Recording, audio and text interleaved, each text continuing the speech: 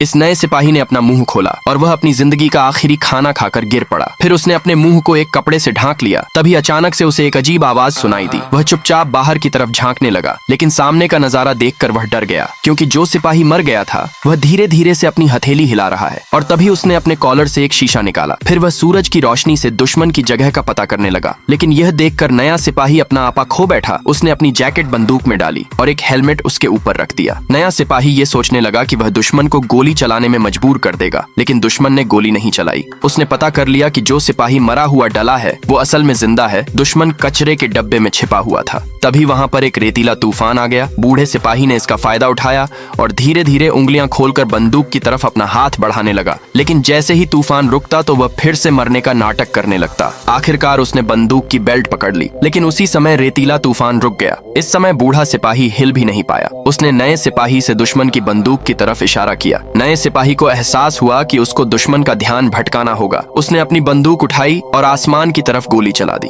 दुश्मन गोली की आवाज से सचमुच भटक गया। सौभाग्य से थोड़ी देर बाद फिर से रेतीला तूफान आया। इसका फायदा उठाते हुए बूढ़े सिपाही ने खुद को सही पोजीशन में करके बंदूक उठा ली। फिर बूढ़े सिपाही ने 3 गोलियां चलाई, लेकिन एक भी गोली सही निशाने में नहीं लगी। जैसे ही वह गोलियां लॉड करने वाला था, तभी एक गोली आकर सीधे बूढ़े सिपाही के दिल में लग गई। नया सिपाही ये देखकर यकीन नहीं कर पाया और वहीं पर रोने लगा।